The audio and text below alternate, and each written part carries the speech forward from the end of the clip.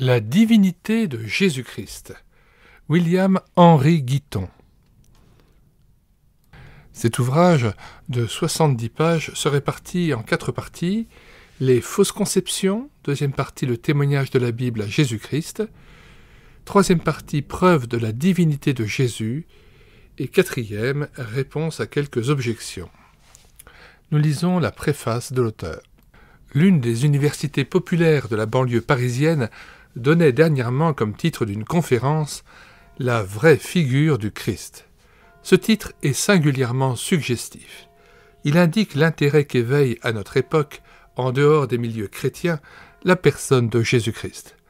Il n'y a aucune exagération à dire que Jésus-Christ attire plus que jamais l'attention des hommes. Les uns cherchent à le connaître et s'approchent de cette étude qu'ils sentent vitale dans un esprit de respect et d'admiration. D'autres prétendent avoir discerné en lui un rêveur dangereux, un ennemi de la société et lui font ouvertement la guerre. D'autres enfin se donnent résolument comme ses disciples.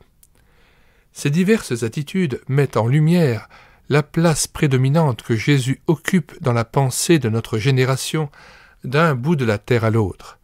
Maintenant, comme il y a 20 siècles, se fait entendre parmi le peuple une grande rumeur à son sujet. Ce seul fait est à la gloire de Jésus. Aucun personnage de l'histoire antique, ni même de l'histoire moderne, n'attire ainsi l'attention de nos contemporains. Que dis-je ? Aucun de nos contemporains n'est aussi en évidence. L'intérêt qu'il excite n'est nullement superficiel ni passager. C'est un intérêt profond, passionné, qui provoque des discussions ardentes, des séparations ou des unions.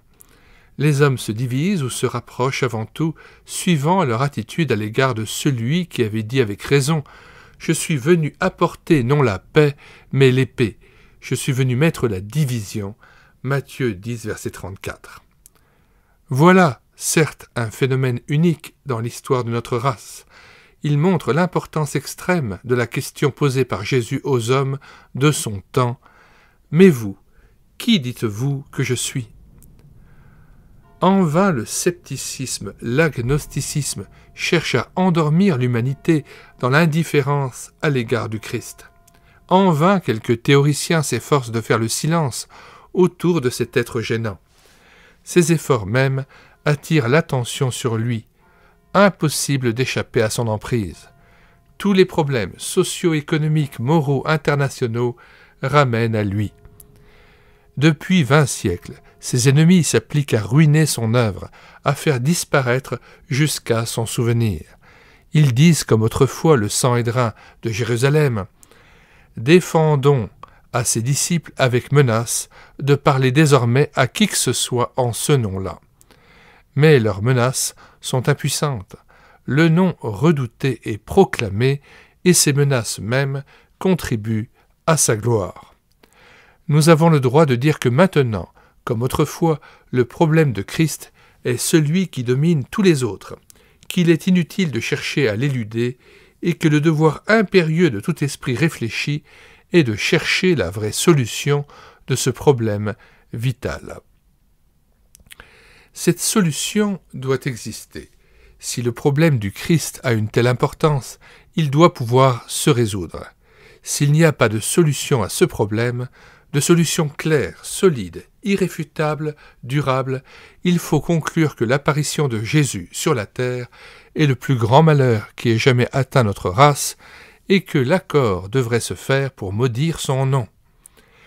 Si la division profonde que Jésus a provoquée et provoque encore n'est pas au profit de la vérité intégrale, de la vérité accessible à tous, si elle n'établit pas une ligne de démarcation très nette entre les enfants de la lumière et les enfants des ténèbres, il faut considérer cette division comme la pire des catastrophes morales.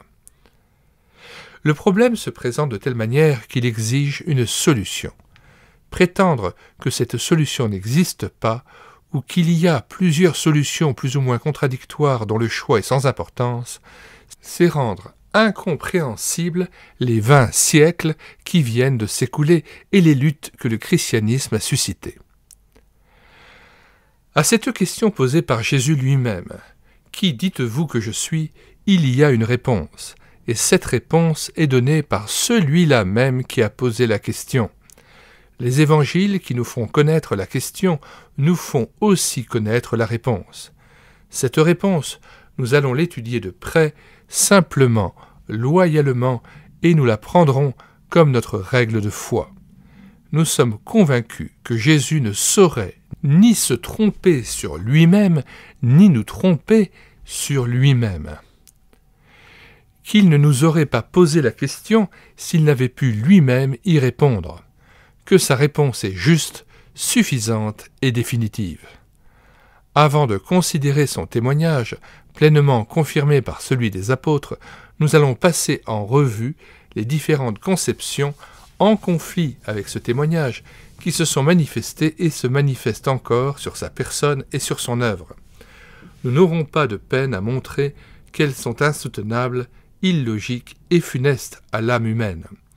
Nous n'aurons pas de peine à montrer ensuite que la solution biblique est au contraire raisonnable, solidement établie par des preuves diverses et infiniment bienfaisantes.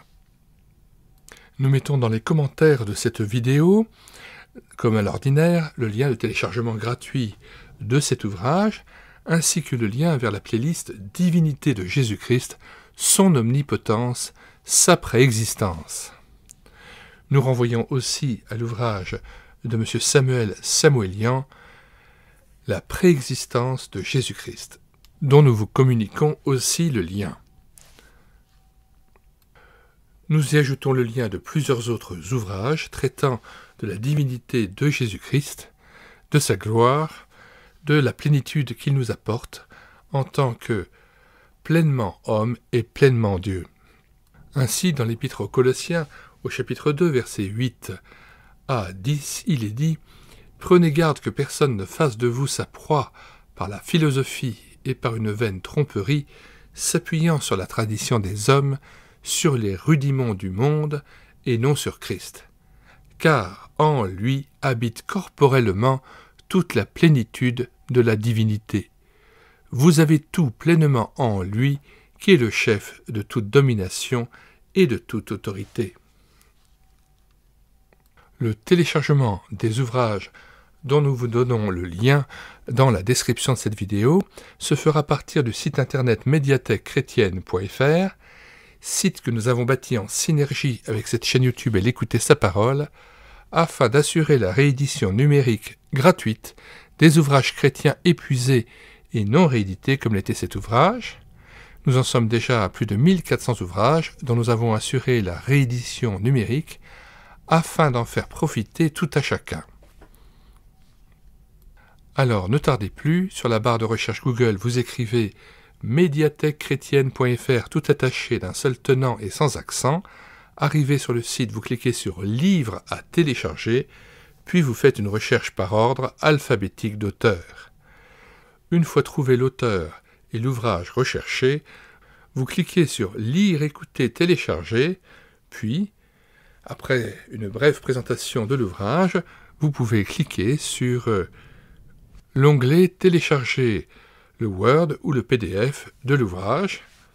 Généralement, nous donnons aussi toute une série d'ouvrages que nous préconisons en lien avec la thématique du livre que vous avez choisi, ainsi que des liens vers de nombreuses playlists que nous avons conçues sur cette chaîne YouTube Elle écoutait sa parole. Si vous voulez être au courant des nouvelles vidéos que nous produisons chaque jour sur cette chaîne YouTube Elle écoutait sa parole, abonnez-vous à cette chaîne. Il y a plus de 1000 cantiques que nous avons mis en parole afin de nourrir votre louange individuelle ou en assemblée, des centaines d'ouvrages que nous présentons afin de vous inviter à les télécharger et à les lire, plus de 80 BD tournesol que nous avons lus et filmés avec caméra de document, et puis plus de 70 audiobooks que nous avons pris en charge. Avant de nous quitter, nous faisons le choix de lire Colossiens 1, versets 12 à 20, et de vous communiquer donc un très beau cantique qui est une interprétation de tout ce passage de Colossiens 1, le Fils est l'image du Dieu invisible, le premier-né de toute la création. Colossiens 1, verset 12. Rendez grâce au Père qui vous a rendu capable d'avoir part à l'héritage des saints dans la lumière, qui nous a délivrés de la puissance des ténèbres et nous a transportés dans le royaume du Fils de son amour, en qui nous avons la rédemption, la rémission des péchés. Il est l'image du Dieu invisible, le premier-né de toute la création, car en lui ont été créées toutes les choses qui sont dans les cieux et sur la terre, les visibles et les invisibles, trônes, dignité, domination, autorité. Tout a été créé par lui et pour lui. Il est avant toute chose, et toute chose subsiste en lui. Il est la tête du corps de l'Église, il est le commencement, le premier-né d'entre les morts, afin d'être en tout le premier. Car Dieu a voulu que toute plénitude habitât en lui.